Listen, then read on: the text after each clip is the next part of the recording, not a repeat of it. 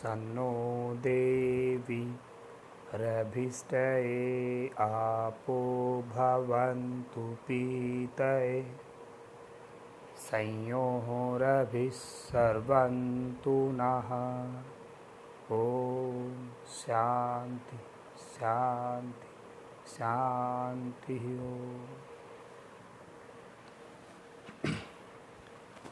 विदुषी और विद्वान साथियों, आज बड़े हर्ष का विषय है कि योग विज्ञान विभाग कुमाऊं विश्वविद्यालय नैनीताल के द्वारा 6वां अंतर्राष्ट्रीय विश्व योग दिवस समारोह 21 मई से 21 जून 2020 तक आयोजित किया जा रहा है, जिसका आज 16वां दिन है, यानी शुक्रवार 5 जून 2020। इस पावन कार्य के आयोजन में विश्वविद्यालय के माननीय कुलपति प्रोफेसर N.K. जोशी जी,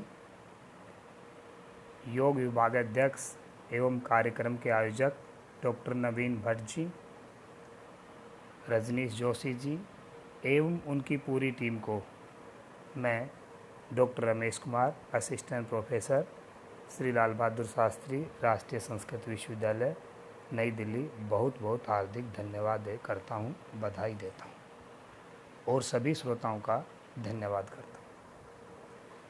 विद्वान साथियों, आज का मेरा विषय है भक्ति योग से तनाव मुक्ति। सर्वप्रथम हम भक्ति योग के बारे में चर्चा करते हैं कि भक्ति योग क्या है। भारतीय चिंतन में ज्ञान तथा कर्म के साथ साथ भक्ति को भी कैवल्य का साधन माना है। हम देखते हैं कि भारतीय संस्कृति में ज्ञान योग और कर्म योग जहाँ मोक्ष प्राप्ति का साधन मानते हैं, वहीं पर जो है भक्ति को भी मोक्ष प्राप्ति का साधन माना जाता है। भक्ति शब्द जो है वो संस्कृति बद्ध सेवायाम धातु से बनता है, जिसका अर्थ है सेवा करना, पूजा करना, उपासना करना और संगति करना। भक्ति योग प्रेम की उच्च पराकाष्ठा है। ईश्वर के प्रति अत्यधिक प्रेम ही भक्ति है। जब व्यक्ति संसार के सभी भौतिक पदार्थों से मोह त्याग कर अनन्य भाव से ईश्वर की उपासना करता है, तब वह भक्ति योग कहलाता है। भक्ति नाम प्रेम विशेष है। कहा भी गया कि ईश्वर के प्रति उत्कृष्ट प्रेम विशेष का नाम क्या है, वो भक्ति है। सांडिल्य भक्ति सूत्र में भी साहा भक्ति पुनरक्त ईश्वर है, अर्थात ईश्वर में परम अनुरक्ति भक्ति कहलाती है। भक्ति योग की परिभाषा देते हुए नारद भक्ति सूत्र में कहा गया है, महातस्मिन् परम प्रेम रूपा, अर्थात प्रभु के प्रति परम प्रेम को भक्ति कहते हैं। हम दो शब्दों में यदि कहें तो कह सकते हैं कि इस प्रकार ईश्वर के प्रति अनन्य प्रेम में डूब जाना भक्ति कहलाता है। ये तो हमने भक्ति के बारे में थोड़ी सी चर्चा की है। अब हम चर्चा करते हैं कि तनाव क्या है। और आजकल कोरोना कोविड-19 के कारण जो है बहुत सारे लोग तनाव में ग्रसित हैं, तनाव से ग्रसित हैं। घर परिवार के लोग हों, बच्चे हों, बूढ़े हों, जवान हों, या शिक्षक हों, छात्र हों, व्यापारी हों, नौकरी पैसे वाले आदमी हों, सभी के सभी बड़े चिंतित चल रहे हैं। और चिंता होना स्वाभाविक कारण भी है, क्योंकि समस्या ही कुछ ऐसी है और सभी की चिंता का स्तर भी अपना अपना है। लेकिन हमें इस बात का ध्यान रखना है कि चिंता जो है वो हमारी ज़्यादा बढ़े नहीं, क्योंकि एक स्तर तक तो चिंता हमारे लिए प्रेरणा का स्रोत बनती है, लेकिन यदि वही चिंता बढ़ जाती है तो कहीं ना कहीं हमारे दुख का कारण भी बनती है। जिससे हमारा पूरा का पूरा जीवन प्रभावित हो जाता है। इसलिए हमें चिंता, तनाव, मानसिक अवसाद आदि ये सभी को ज़्यादा अपने जीवन में हैवी नहीं होने देना है। अब हम देखते हैं चिंता शब्द का अर्थ क्या है, कैसे, कहाँ से आया है, क्या स्वरूप है, क्या लक्षण है, हमें कैसे पता चले कि चिंता ये चीज़ है। और फिर हम जब चिंता को देखेंगे उसके बाद हम देखेंगे कि भक्ति योग से इसको हम कैसे दूर कर सकते हैं। तो चिंता शब्द की उत्पत्ति जो है वो चिंता शब्द जो है वो संस्कृत भाषा के चिति समृत्याम धातु से स्त्रीलिंग में अंग और टाप प्रत्यय व नुम आगम करने पर निर्मित होता है, जिसका अर्थ है चिंतन करना, बार बार एक विषय को याद करना, एक विषय के बारे में बार बार सोचना। अब हम देखते हैं कि चिंता के लक्षण क्या है। बहुत बार हम देखते हैं समाज में बहुत सारे लोगों को चिंता होती है, लेकिन वो ये समझ नहीं पाते हैं कि उनको चिंता है या नहीं है, एंजाइटी है या नहीं है।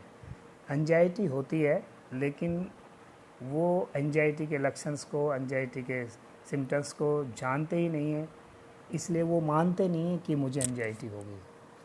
तो हम कुछ चर्चा के साथ इसका समझाने का प्रयास करेंगे कि चिंता के लक्षण क्या है।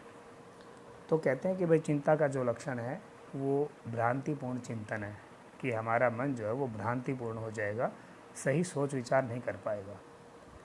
अत्यधिक अस्थिर विचार रहेंगे, हमारे विचार स्थिर नहीं रहेंगे, अस्थिर हैं, कभी कुछ बोल दिया, कभी कुछ कह दिया, कभी कुछ।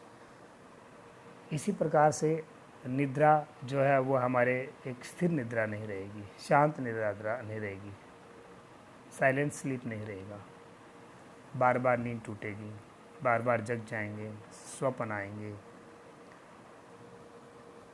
बहुत सारे लोग निराश हो जाते हैं, उदास हो जाते हैं, केवल अपने आप में रह जाते हैं, सोशल बिहेवियर समाप्त हो जाता है, केवल स्वयं से बातें करते हैं। तो ऐसे भी लक्षण देखे जाते हैं कि निराश होना, उदास होना। भूख कम लगना ये भी एक कारण है।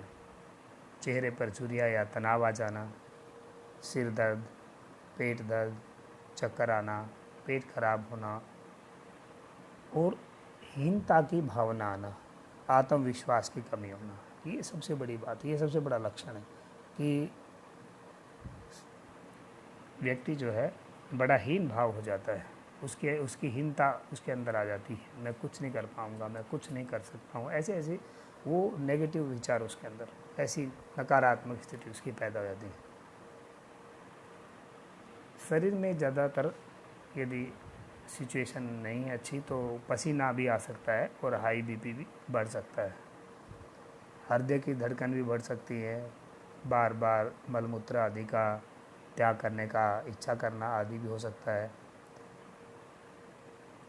नींद में बार बार सपने आना, भूख ना लगना। कई बार हम कोशिश करते हैं कि बीमार व्यक्ति को खाना खिलाया जाए, थोड़ा खा ले, कम खा ले, लेकिन 2-3 घंटे के अंतराल पर खाना खाता रहे तो वो उसका पाचन क्रिया ठीक रहेगी, लेकिन उसको भूख नहीं लगेगी। जिनको चिंता होगी उनको घुटन सी महसूस होगी, ऐसा लगेगा जैसे दम घुट रहा है, इत्यादि बहुत सारे लक्षण चिंता के सामान्य व्यक्ति में पाए जाते हैं। चिंता एक ऐसा मनोरोग है, यदि हम इसको एक सामान्य सी बात में प्रस्तुत करें तो चिंता एक ऐसा मनोरोग है जो व्यक्ति के विचारों में लगकर भीतर ही भीतर उसको खोखला कर देता है, एकदम उसको खा जाता है। अब बहुत सारे कारक हैं जो चिंता को प्रभावित करते हैं, क्योंकि हम सामाजिक प्राणी हैं, मनुष्य एक सामाजिक प्राणी है, समाज में रहता है, तो बहुत सारे सामाजिक कारक भी हमें जो है वो चिंता को देने में, हमारी चिंता को बढ़ाने में प्रभावित करते हैं। तो इसमें मुख्य कुछ कारक मैं आपकी चर्चा करता हूँ कि जैसे सामाजिक एवं आर्थिक स्तर, ये ठीक है, स्वास्थ्य है, शहरी एवं ग्रामीण जीवन हो सकता है, संवेगात्मकता हो सकती है, शैक्षणिक स्तर हो सकता है, पारिवारिक वातावरण हो सकता है, स्कूल कॉलेज या जहाँ पे हम जॉब करते हैं, कार्य करते हैं, वो उस जगह का वातावरण भी हमें प्रभावित कर सकता है, या फिर अचानक कोई घटना घटित होती है, ये भी एक कारक है तनाव का, चिंता का होने का। अब चिंता के कारक हमने देख लिए हैं, उससे पहले हमने लक्षण देखे हैं, अब कारण देख रहे हैं कि कारण क्या हो सकते हैं। तो कह रहे हैं कि जीवन की जटिल समस्याएं, अनुशासित हीन जीवन, मादक द्रव्यों के अत्यधिक सेवन, जैसे लोग शराब पीते हैं या बहुत सारे और जो नशे के प्रकार है, वो उनका कारण भी चिंता एक हो सकती है, चिंता बन सकती है। किसी रोग से ग्रसित होना या लंबे समय तक ग्रसित रहना, ये भी एक चिंता का कारण हो सकता है। असुरक्षा की भावना, जैसे आजकल कोरोना चला हुआ है, बाहर जाएंगे कोरोना हो जाएगा, उससे मिलेंगे ये हो जाएगा, ऑफिस नहीं जाएंगे, घर में बैठे बैठे घबराते रहेंगे, डरते रहेंगे, तो असुरक्षा की भावना के कारण भी इस प्रकार से हमें हो सकता है। पारिवारिक संबंधों में मनमुटाव आना, पारिवारिक संबंधों में कुछ ऐसे खींचातानी हो जाना जो स्वाभाविक प्रक्रिया चलती रहती समाज में रहेंगे तो, और कुछ विशेष परिस्थितियों के रूप में भी हम देखते हैं कि चिंता हमें सामान्य रूप से हो जाती है। अब ये तो हमने देखा कि चिंता कैसे, क्यों और क्या। अब उसके देखते हैं कि चिंता के कारण हमारे शरीर के ऊपर क्या प्रभाव पड़ते हैं, क्योंकि चिंता जो है हमारे शारीरिक और मानसिक रूप को प्रभावित करती है, हमारी कार्य क्षमता को प्रभावित करती है। तो हमारे शारीरिक रूप से क्या प्रभाव पड़ते हैं, अब इसके देखते हैं। कह रहे भाई चिंता के कारण जो है शरीर में बहुत सारे परिवर्तन होते रहते हैं, जैसे हृदय की धड़कन बढ़ जाना, छाती में भारीपन होना, रक्तचाप में वृद्धि होना, कार्य करने में मन न लगना, श्वास प्रश्वास में तेजी होना, घबराहट होना, जी मिचलाना, शरीर में अकड़न होना, शरीर में कंपन होना, कंपन ऐसे लगता है जैसे मैं काँप रहा हूँ, असामान्य व्यवहार और नींद का अच्छा ना आना और नींद का बार बार टूटना आदि मुख्य कारण चिंता के हैं, जो हमारे शारीरिक रूप से हमें प्रभावित करते हैं और शरीर में ये अनेक कारणों से, अनेक प्रकार के शरीर को अनेक प्रकार के कारणों से प्रभावित करते हैं। ऐसे ही चिंता के जो मानसिक स्तर को प्रभावित करने वाले कारण हैं, उनकी भी हम चर्चा करते हैं कि हम मानसिक स्तर पे किस प्रकार से हम समझें कि हमें चिंता है या हमारे किसी रिलेटिव को चिंता है, जिसके कारण से वो इस मानसिक स्तर पे ये स्थिति को प्राप्त कर चुका है। क्योंकि हमारे भारतीय समाज में ये परंपरा है कि समस्या होते हुए भी हम समस्या को मानते नहीं हैं, जब तक कोई दूसरा हमें कहे ना कि नहीं आपको ऐसा लग रहा है, आप ऐसे ठीक नहीं हैं, आप ऐसे कर रहे हैं, ये ठीक नहीं है। तो जब दूसरा कोई कहता है, पड़ोसी कह देता है, कोई जानने वाला कहता है, तो फिर हम उसको बात को मान लेते हैं। तो क्या मानसिक प्रभाव को कैसे प्रभावित करता है, तो कह रहे चिंता के मानसिक लक्षणों के अंतर्गत जो है छोटी छोटी बातों को लेकर बड़े परेशान होता है आदमी। सबसे पहला ही लक्षण है कि वो छोटी छोटी बातों को लेकर बड़ा इरिटेट हो जाता है, बड़ा परेशान रहता है, कभी भी उसके अंदर मानसिक स्थिरता नहीं आती, वो अस्थिर रहता है मानसिक, उसके विचारों में स्वयं ही द्वंद्व रहता है। कभी कहता मैं जीना चाहता हूँ, कभी कहता नहीं मैं मरना चाहता हूँ, कभी कहता मुझे अच्छा फील हो रहा है, 2 मिनट बाद कहता नहीं मुझे बहुत घबराहट हो रही है। तो अस्थिरता उसके विचारों में, द्वंद्व चलता रहता है हमेशा के हमेशा। ऐसी स्थिति में वो निर्णय लेने की क्षमता में नहीं होता है, निर्णय लेने की क्षमता उसकी समाप्त हो जाती है। वो ये खाएगा नहीं, ये खाएगा नहीं, ये खाएगा, जो देना दे दो, खा लूँगा, मतलब उसका कोई निर्णय नहीं है अपना। ये तो एक छोटी सी बात है, यदि और भी कोई निर्णय लेना पड़े तो वो निर्णय लेने की क्षमता का ह्रास हो जाता है, उसकी क्षमता नहीं रह पाती है। हीन भावनाओं से ग्रसित हो जाता है, हमेशा भय का भाव बना रहता है, हरदम घबराया रहता है, डरा रहता है, डरा रहेगा, अंदर से डरा रहेगा, काँपता रहेगा। उसको लगता है कि अब मेरा भविष्य जो है अंधकार में है, मैं जी नहीं पाऊँगा, मेरा भविष्य अब जो है वो अंधकार में है और अब मेरा कुछ नहीं हो पाएगा, अब मेरे को जाना निश्चित है, ऐसा वो समझने लगता है। असुरक्षा की भावना बनी रहती हमेशा की हमेशा, सहनशीलता समाप्त हो जाती है, शीघ्र एकदम गुस्सा आएगा, चिड़चिड़ा हो जाएगा, शांत हो जाएगा, फिर गुस्सा आ जाएगा, फिर शांत हो जाएगा। उसका स्वभाव चिड़चिड़ा हो जाएगा, बहुत ज़्यादा परेशान रहेगा। और जब ये स्थिति पैदा होती है तो रात को यही जो लक्षण है वो और ज़्यादा बढ़ जाते हैं। और जब रात को ये लक्षण और ज़्यादा बढ़ जाते हैं तो फिर हमारी नींद के अंदर वो विघ्न डालते हैं, और रात भर जो है हम गहरी नींद में नहीं सो पाते हैं। हम कहीं ना कहीं उसके कारण डिस्टर्ब रहते हैं, इधर उधर के फालतू के सपने आते रहते हैं, और हम बिस्तर पे ऐसे करवटें बदल बदल के पड़े रहते हैं। सामान्य तौर पे यदि ये कहा जाए कि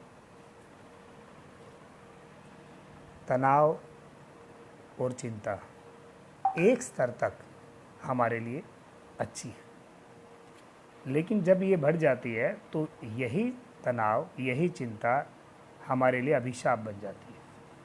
क्योंकि यदि सामान्य जीवन में चिंता और तनाव नहीं होगा तो हम अपने लक्ष्य को प्राप्त करने में स्थिर रह जाएंगे। लेकिन तनाव और चिंता ही हमें अपने लक्ष्य को प्राप्त करने के लिए प्रेरित करती है। तो जहाँ तक हमें अपने लक्ष्य को प्राप्त करने के लिए प्रेरित करती है वहाँ तक तो वो ठीक है।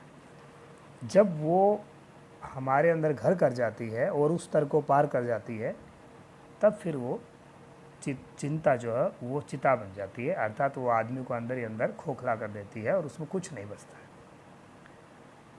अब हम देखते हैं कि मनुष्य के अंदर चिंता और तनाव क्यों होता है, उसका मूल कारण क्या है। अभी हमने बहुत सारे कारण देखे हैं, कारक भी हमने देखे हैं, लक्षण भी देखे हैं, लेकिन भगवान श्री कृष्ण के अनुसार, गीता के अनुसार सामान्य रूप से चिंता और तनाव के कारण क्या है उसको हम देखते हैं। तो भगवान श्री कृष्ण जी गीता में कहते हैं, ध्यायतो विषय पुंसान संगस्तेषु पूज्यते संगात संजायते कामः कामः क्रोधा भी जायते। कहने का मतलब भगवान श्री कृष्ण का है कि सबसे पहले हम क्या करते हैं, इंद्रियों के द्वारा विषयों का ध्यान करते हैं, और जब हम किसी विषय का ध्यान करते हैं तो उन विषयों का ध्यान करते करते हमारी उत्सुकता उन विषयों के प्रति बढ़ जाती है, या कहें आसक्ति हमारी उन विषयों के प्रति बढ़ जाती है। और इस संग से, इस आसक्ति से वासना या कामना उत्पन्न होती है, किसी भी चीज़ को प्राप्त करने की कामना उत्पन्न होती है। और विषयों के लगातार संग करने से, ध्यान करने से, मन में बार बार विचार करने से उनके प्रति कामना पैदा हो जाती है, अटैचमेंट जिसको हम बोलते हैं। और कामना पैदा हो जाने के बाद जब विषयों की पूर्ति नहीं होती है या विषयों की पूर्ति में बाधा उत्पन्न होती है तब क्रोध का भाव जागृत होता है, ऐसा भगवान श्री कृष्ण जी कह रहे हैं।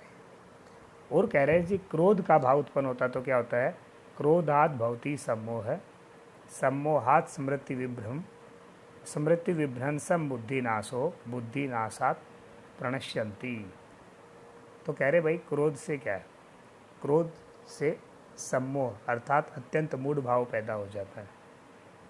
सम्मोह हुआ, सम्मोह अर्थात अत्यंत मूढ़ भाव पैदा हुआ, और सम्मोह अर्थात मूढ़ भाव से क्या हुआ, स्मृति विभ्रंसम, स्मृति का भ्रंश हो गया, स्मृति का नाश हो गया। स्मृति का मतलब बुद्धि, बुद्धि का नाश हो जाता है, और बुद्धि के नष्ट हो जाने से ही व्यक्ति का अस्तित्व ही नष्ट हो जाता है। अर्थात व्यक्ति नष्ट का तात्पर्य ये है कि वो अपने स्तर से पतित हो जाता है,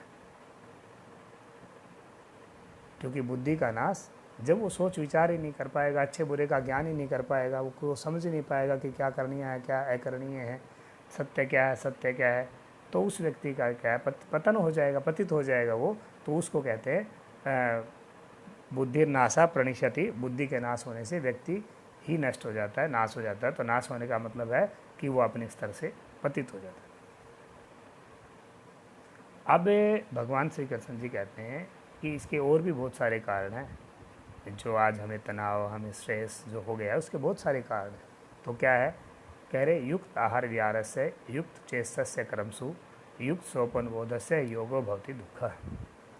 कि आज के जीवनचर्या जब हम देखते हैं सामान्य रूप से, तो हमारा जो आहार विहार, चेष्टाएँ, सोना, जगना आदि पूरी की पूरी दिनचर्या बेकार हो चुकी है। रात को 2-2 बजे तक जगते हैं, सुबह 10-10 बजे तक सोते हैं। खाने को तो अब तो कोरोना है तो घर का ही बना खाते हैं, लेकिन फिर भी तले भुने ज़्यादा खाते हैं, स्पाइसी ज़्यादा खाते हैं। और जब कोरोना नहीं था तब तो चाउमीन, बर्गर, पिज़्ज़ा, ये बहुत सारी चीज़ें जो नहीं खानी थी। वही भगवान श्री कृष्ण जी कहते हैं कि ये सारे भी कारण हैं भाई, जो तुम युक्त आहार विहार नहीं कर रहे हो। युक्त आहार और विहार, खाना पीना घूमना फिरना, ये जो तुम्हारा बिगड़ गया है वो भी एक कारण है। ऐसे ही तुम्हारी चेष्टाएं, जो कार्य कर रहे हैं वो, सोना है, जगना है, ये सारी की सारी जो दिनचर्या प्रातःकाल ब्रह्म मुहूर्त से शुरू होकर के और रात्रि तक जो चलने वाली क्रियाकलाप थे, ये तुमने अपने अनुसार इनको कर लिया है। और इनको अपने अनुसार करने के कारण से आपकी दिनचर्या का नाश हो गया है, नष्ट हो गई है। तो जो ऋषि मुनियों, वेद आदि शास्त्रों और हमारे ऋषियों ने हमारी जो दिनचर्या का पैरामीटर बनाया है, सुबह 4 बजे 5 बजे ब्रह्म मुहूर्त में उठना है, इस प्रकार से कूलादंत मंजन आदि करने के बाद योग अभ्यास करना है, ध्यान करना है, वो सारी की सारी जो पद्धति थी वो हमारी नष्ट हो गई है। उसके कारण से भगवान श्री कृष्ण कह रहे हैं कि भाई इसके कारण से भी आपको तनाव हो गया। तो क्या करें? तो कह रहे हैं कि युक्त आहार विहारस्य। तो युक्त आहार को युक्त कर लीजिए। तो आहार को युक्त कैसे करेंगे? तो कह रहे भाई हित बुक, मित बुक और हित बुक। महर्षि चरक जो है वो चरक संहिता में मनुष्यों को स्वस्थ रखने के लिए 3 तरह के भोजन की चर्चा करते हैं। तो क्या करते हैं? तो कहते हैं कि हित बुक अर्थात हितकारी भोजन खाना चाहिए। आपके शरीर के लिए क्या अच्छा है, क्या हितकारी है, आपकी क्या उम्र है, आप कितना भोजन पचा सकते हैं, कौन सा पचा सकते हैं, ये है हितकारी। लेकिन हम क्या करते हैं, हम हित नहीं देखते हैं, बस लगे रहते हैं, खाए जा जो आएगा लपेट लो। फिर कह रहे हैं कि भाई हितकारी ही भोजन साधक को करना चाहिए या सामान्य व्यक्ति को करना चाहिए। फिर बोलते हैं कि भाई मित भूख अर्थात कम खाना चाहिए। भलाए वो हितकारी भोजन हो, भलाए वो आपको पुष्ट करने वाला हो, भलाए वो आपको पावर देने वाला हो, ताकत देने वाला हो, एनर्जी देने वाला हो, लेकिन फिर भी आपको कम खाना चाहिए। बस इतना खाओ, मुट्ठी भर। ऐसे बोलते हैं योगी लोग को, मुट्ठी भर खाना चाहिए, ज़्यादा नहीं खाना चाहिए। प्रसाद के रूप में भोजन को ग्रहण करना चाहिए। हम अक्सर देखते हैं, कई बार कहीं जाते हैं आते हैं, मंदिरों में भी जाते हैं, गुरुद्वारे में जाते हैं, तो उसको प्रसाद, भोजन को प्रसाद बोलते हैं, प्रसाद के रूप में ग्रहण करना चाहिए। ठीक है, हितकारी है, अच्छा है, स्निग्ध है, सुमधुर है, सारी बातें जो योग के अनुसार है, लेकिन फिर भी मित बुक थोड़ा खाना चाहिए। ज़्यादा खाएंगे नुकसान करेगा, अच्छा होगा तो भी नुकसान करेगा, अच्छा नहीं है तो करेगा ही करेगा, लेकिन वो हितकारी है तो भी नुकसान करेगा, इसलिए कम खाना चाहिए। और तीसरी बात ऐसे कहते हैं कि ऋतु भूख, कि ऋतु के अनुसार खाना चाहिए। ये तीनों के तीनों हमारे ऊपर जो है इम्प्लीमेंट नहीं होते, तीनों के तीनों के विरुद्ध हम अपने जीवन को चला रहे हैं। और जब तीनों के तीनों हम विरुद्ध होंगे, हितकारी भोजन नहीं करेंगे, कम नहीं खाएंगे और ऋतु के अनुसार नहीं खाएंगे, तो सामान्य रूप से बीमार तो होना ही है। फिर हमें चिंता, तनाव, अवसाद, डिप्रेशन आदि होंगे। ये तो मानसिक रोग है, फिर शारीरिक रोग भी होंगे, कॉन्स्टिपेशन हो जाएगी, किसी का हर्निया बढ़ जाएगा, किसी को कुछ हो गया, पेट में कुछ हो गया, किसी को पीलिया हो गया, बहुत सारे रोग, पेट संबंधी विकार हमारे। तो भगवान श्री कृष्ण जी कह रहे हैं युक्त आहार विहारस्य, कि युक्त आहार, हमारा आहार जो है वो इस प्रकार से हो जैसे महर्षि चरक ने बताया। और विहार, घूमना फिरना, टहलना चलना, अब वो तो समाप्ति कर दिया है। पहले तो फिर भी बहुत सारे लोग पार्कों में घूमते रहते थे, टहलते रहते थे, अपने उम्र के हिसाब से कुछ व्यायाम, आसन, प्राणायाम, एक्सरसाइज भी कर लेते थे, लेकिन अब तो वो भी ख़त्म किया। तो कह रहे युक्त आहार विहार करना चाहिए। कर्मों में जो चेष्टा, युक्त चेष्टस्य कर्मसु, कर्मों में जो चेष्टाएं हैं उनकी संयमित होनी चाहिए, अर्थात उनमें मन से कार्य करने चाहिए और मन जो है निश्चल होना चाहिए, शांत होना चाहिए। मन के अंदर द्वंद्व नहीं होने चाहिए कार्य करते हुए।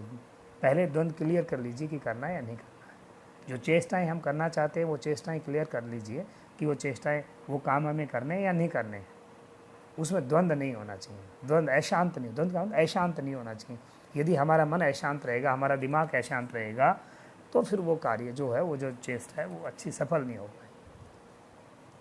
ऐसे ही कह रहे कि सोना और जगना परिमित होना चाहिए, संयमित होना चाहिए। सोना समय पे सोना चाहिए, शाम को सोने से पहले 2 घंटे पहले खाना खाना चाहिए, 1 घंटे पहले दूध पी लेना चाहिए, उसके बाद सोना चाहिए। और हमारे यहाँ तो हम देखते हैं कि सूर्य अस्त के साथ साथ हम जो है खाना खा लेते हैं। आज भी जैनियों में ये प्रथा प्रचलित है कि सूर्यास्त से पहले पहले खाना खा लेते हैं और 8-9 बजे तक भी सोएंगे तो 3 से 4 घंटे हो जाते हैं खाना खाए हुए। नींद बहुत अच्छी आती है। जैसे जैसे रात्रि बढ़ेगी हमारा पित्त बढ़ता जाएगा, डकारें आनी शुरू हो जाएंगी, खट्टा खट्टा फील करेगा और हमें बेचैन करना शुरू कर देगा। इसलिए हमें खाने से कम 2 से 3 घंटे, सोने से 2 से 3 घंटे पहले खा लेना चाहिए, ताकि फिर वो आपको रात्रि को परेशान ना करे। लेकिन बात ये उठती है कि रात्रि को हम जगें क्यों? तो जगना भी नहीं चाहिए और सोने से पहले हमें खाना भी खा लेना चाहिए, वो भी 2 से 3 घंटे के अंतराल में।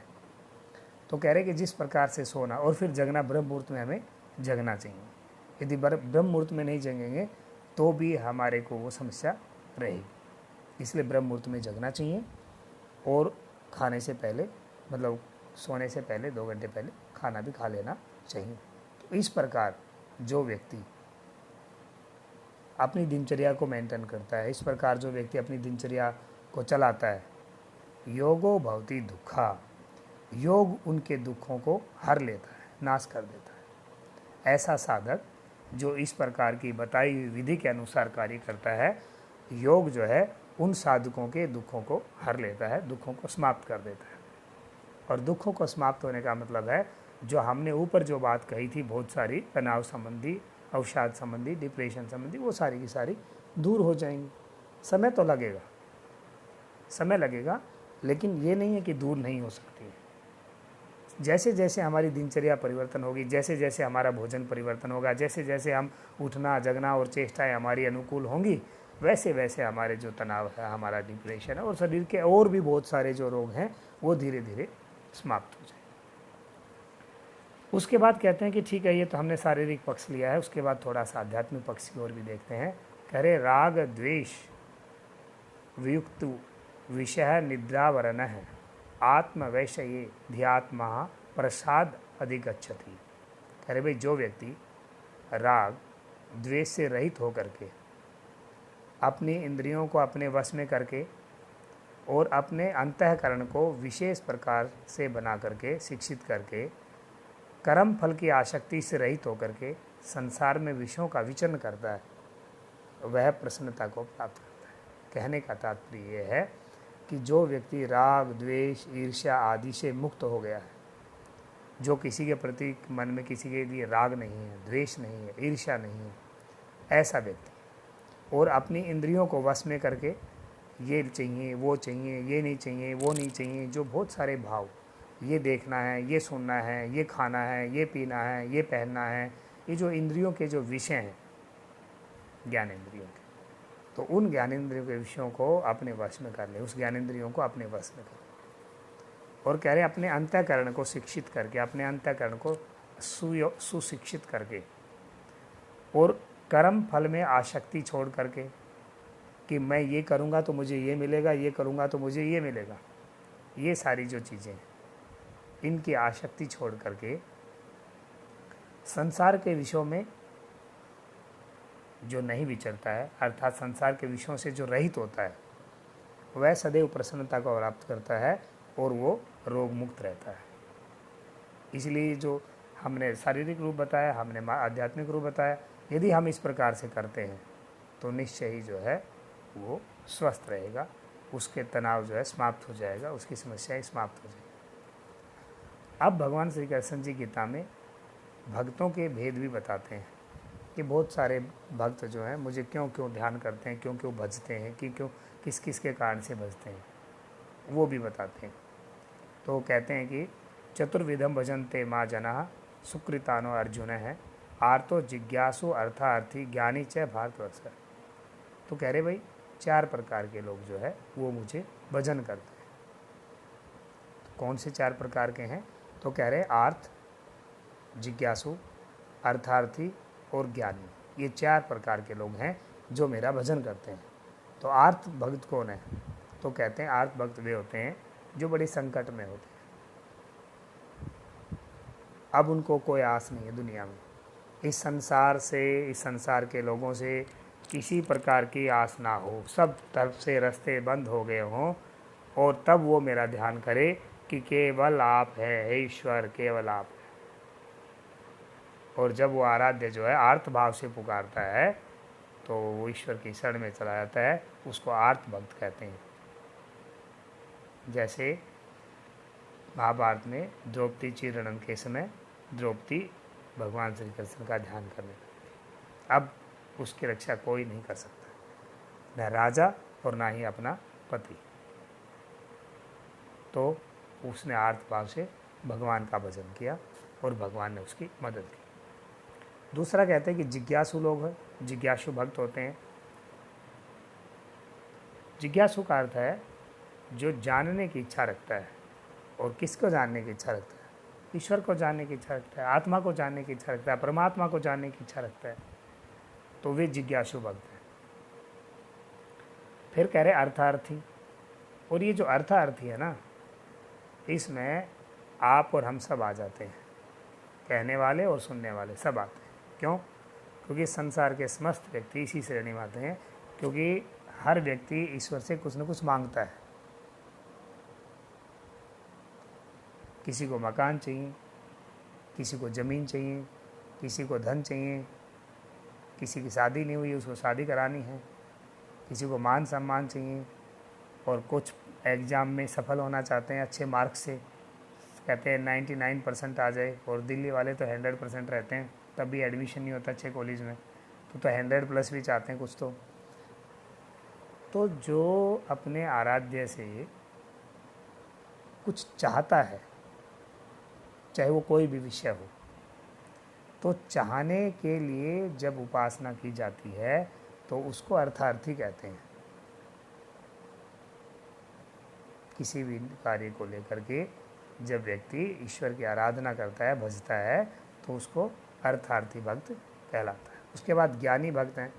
तो कह रहे ज्ञानी भक्त ऐसे भक्त हैं जो अपनी आत्म कल्याण के लिए और ब्रह्म की प्राप्ति के लिए केवल आराधना करते हैं, अपने आत्मा के कल्याण के लिए और ब्रह्म की, ईश्वर की प्राप्ति के लिए जो काम करते हैं वो ज्ञानी भक्त कहते हैं।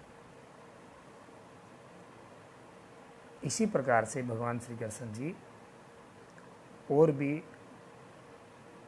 इस प्रकार की चर्चा करते हैं कि जो मनुष्य हरदम प्रसन्न रहता है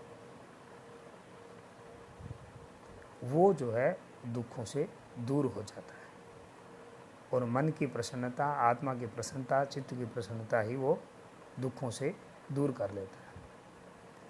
उसके बाद वो कहते हैं कि ठीक है, ज़रूरी नहीं है कि आप भगवान श्री कृष्ण की स्तुति करें।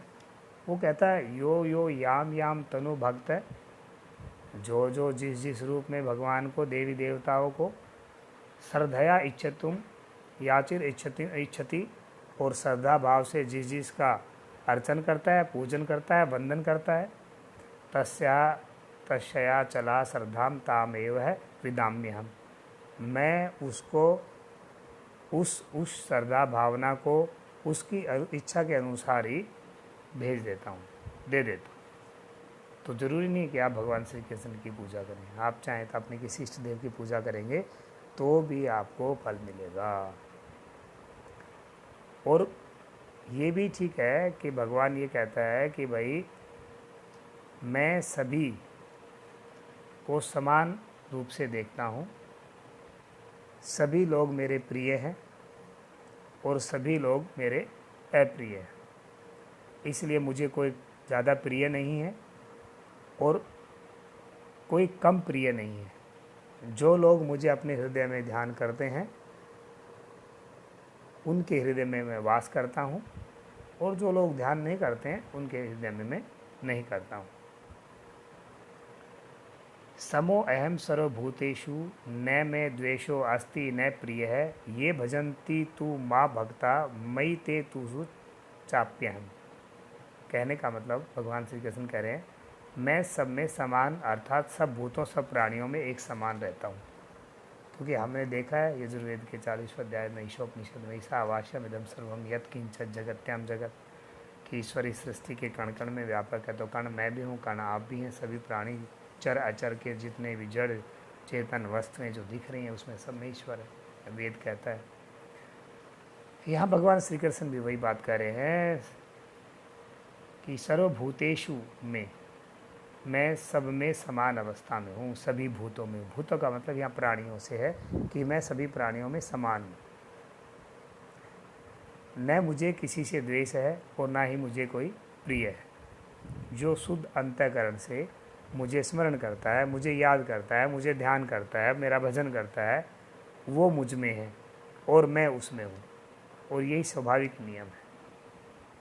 तो कहने का तात्पर्य ये हुआ कि जो व्यक्ति इस प्रकार से भगवान की स्तुति करता है, भजन करता है, उसका मन, उसके अंदर मन लगाता है, तो वो दुखों के कारणों से वैसे ही मुक्त हो जाएगा और वो तनाव और चिंता से वैसे ही मुक्त हो जाएगा। क्योंकि भगवान को ही सब कुछ मानना है ना। अभी सामान्य व्यक्ति के मन में मैं, मेरा और मेरे द्वारा, तीन बात बस। मैं हूँ, मेरे द्वारा है और मैंने। जब ये तीनों चीज़ समाप्त हो जाएंगी, ध्याता, ध्यान और ध्येय, केवल ध्येय रह जाएगा, ध्याता और ध्यान समाप्त हो जाएंगे तो सारी चीज़ों का समाप्त हो जाएगा। दुख सुख लाभ हानि जय पराजय मान अपमान सब समाप्त हो जाएंगे। ऐसे हम देखते हैं भागवत पुराण में नवधा भक्ति की चर्चा की गई है, और नवधा भक्ति का मतलब है भगवान की 9 प्रकार से की जाने वाली भक्ति।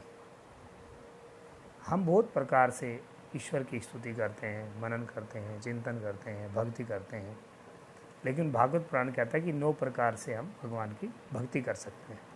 तो कैसे? करे स्वरण कीर्तनम वैष्णु स्मरणम पाद सेवनम अर्चनम वंदनम दास्यम साख्य आत्मनिवेदनम। तो कह रहे भाई स्वरण है, कीर्तन, स्मरण, पाद सेवन, अर्चन, साख्य और आत्मनिवेदन, ये जो है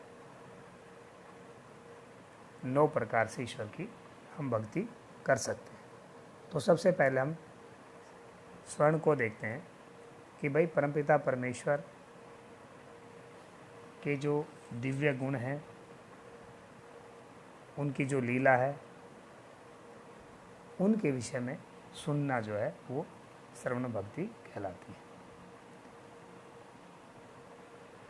बहुत सारे सत्संग, बहुत सारी कथाएं, बहुत सारी परिचर्चाएं ईश्वर के प्रति होती रहती हैं, और उसमें जब हम उसके अपने आराध्य के इष्ट गुणों को दिव्य रूप का जो सुनन करते हैं, सुनना करते हैं, श्रवण करते हैं, तो वो श्रवण भक्ति कहलाती है। ऐसे कीर्तन है, कीर्तन से आप सभी भली भांति परिचित हैं।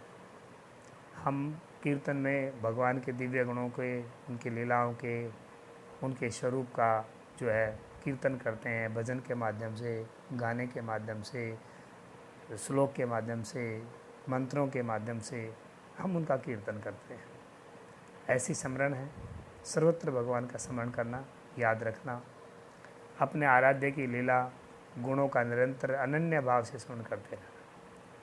हरदम 24 घंटे प्रति पल, प्रति सेकेंड केवल उस ईश्वर को याद रखना स्मरण भक्ति कहलाती है। उसके बाद पाद सेवन की बात करते हैं।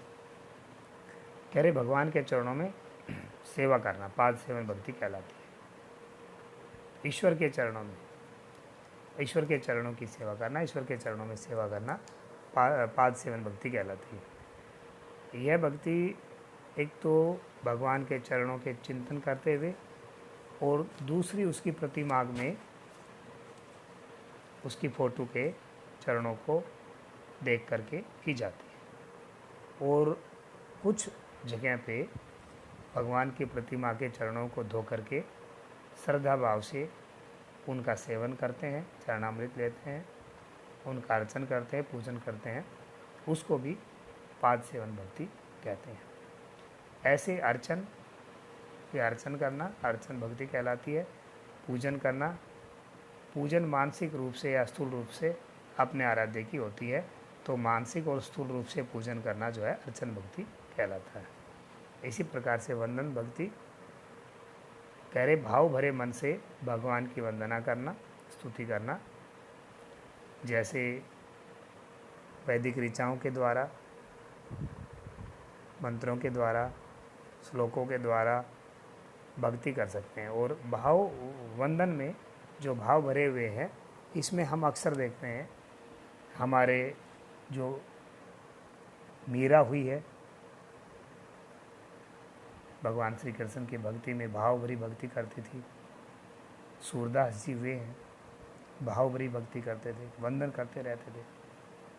तो इस प्रकार के संत हमारे समाज में पहले भी हुए हैं।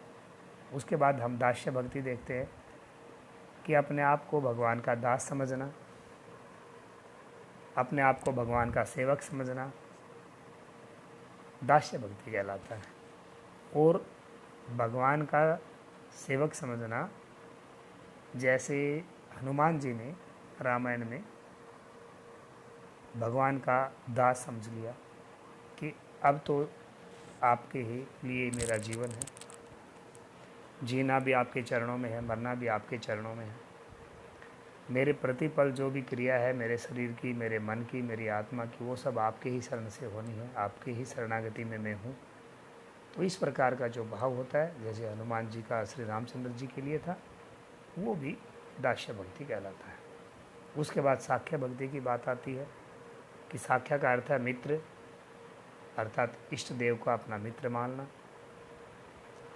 हम तो शुरू से ये बात कहते हैं तमेव माता च पिता तमेव बंधु च सखा तमेव, तो हम तो उसको मित्र बंधु मानते ही हैं, सखा मानते हैं। और ईश्वर जो है वो निराकार होने के कारण वो तीनों लिंगों में, तीनों वचनों में, तीनों कालों में एक समान रहता है। इसलिए वो माता भी है, इसलिए वो पिता भी है, इसलिए वो सखा भी है, इसलिए वो बंधु भी है, इसलिए वो मित्र भी है। तो साख्य भाव का मतलब है ईश्वर को अपना सखा मानना। कैसे? जैसे भगवान श्री कृष्ण को अर्जुन ने अपना सखा माना था, तो इसको हम साख्य। उसके बाद जो है आत्मनिवेदन भक्ति। तो कह रहे आत्मनिवेदन भक्ति अपने को भगवान के स्वरूप में अर्पण कर देना, अर्थात अपने आप को भगवान के प्रति समर्पित कर देना, आत्मनिवेदन भक्ति। इसके बाद हमारे साहित्य में आत्मनिवेदन की चरम सीमा जब हम प्राप्त करते हैं तो रागात्मिका भक्ति पैदा होती है। तो जब रागात्मिका भक्ति जो पैदा होती है तो हमारे अंतःकरण में एक लौकिक भागवत प्रेम का भाव उत्पन्न हो जाता है। जो रागात्मिका भक्ति की एक अद्भुत अवस्था है। ऐसी अवस्था में साधक अपने आराध्य की झलक का अनुभव कर सकता है। उसे अपने आराध्य हर जगह पे दिखाई देने लगता है, वह सजीव दिखाई देने लगता है, और इस अवस्था को रागात्मकता भक्ति कहते हैं। हमने कुछ देर पहले ही कहा था कि ईशावास्यम इदं सर्वम यत्किंचित जगत्याम जगत, कि ईश्वर इस सृष्टि के कारण। तो ईश्वर को जो है भक्त जो है वो हर समय हर जगह पे उसका ध्यान करने लग जाता है और उसके दर्शन होने शुरू हो जाते हैं। तो ये रागात्मकता भक्ति कहलाती है। उसके बाद पराभक्ति होती है। तो पराभक्ति में जो है रागात्मिका भक्ति की चरम जो अवस्था होती है वो पराभक्ति कहलाती है, जब साधक की उत्कृष्ट और अंतिम प्रकाष्ठा है। ये जो है पराभक्ति वो साधक की अंतिम परिकाष्ठा है। डॉक्टर नवदीप जोशी जी मेरे साथ जुड़ गए हैं, इनका स्वागत करता हूँ। नवदीप जोशी जी का मार्गदर्शन मिलता रहता है, हमारे बड़े भाई हैं। तो कह रहे पराभक्ति में द्वैत नहीं रहता है। इसमें एकमात्र जो है वो ब्रह्म रह जाता है। तो हमने पहले ही आपको बताया था कि ध्येता, ध्यान और ध्येय, ये 3 वस्तुएं, ध्यान करने वाला, ध्यान करने का तरीका और जिसका ध्यान किया जा रहा है वो। तो कह रहे प्राभक्ति के अंदर ध्यान करने वाला और ध्यान का तरीका खत्म हो गया, अब केवल ध्येय रह गया, ईश्वर रह गया। तो ईश्वर केवल रह जाए, इस अवस्था को हम पराभक्ति कहते हैं।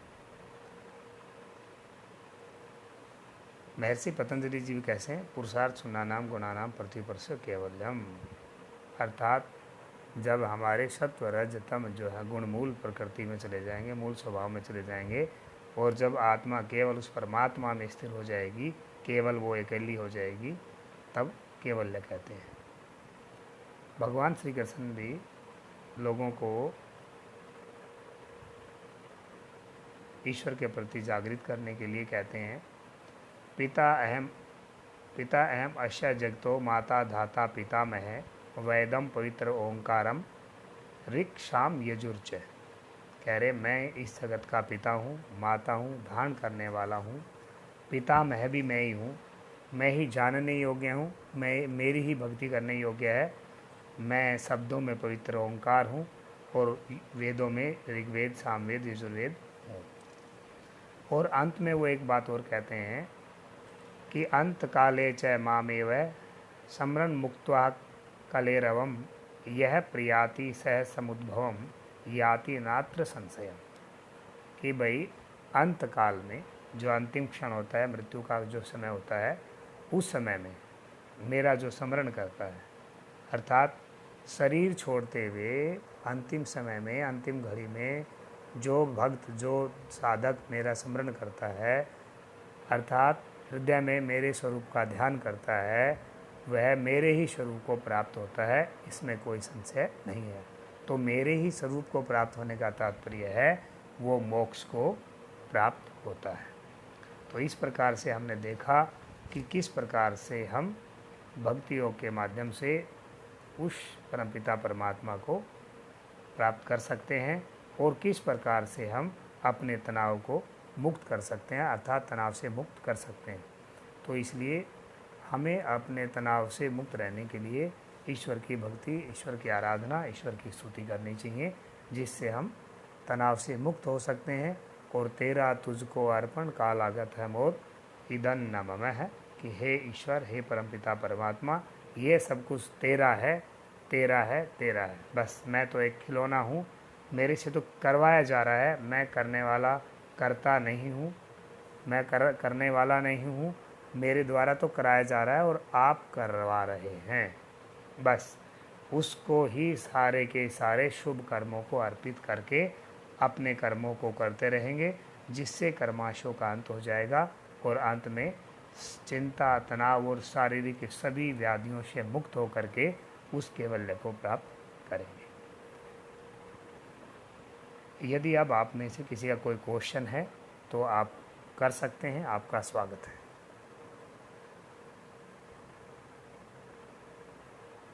आज का हमारा जो टॉपिक था भक्ति योग से तनाव मुक्ति, वो समाप्त होता है। सभी श्रोताओं का बहुत बहुत धन्यवाद।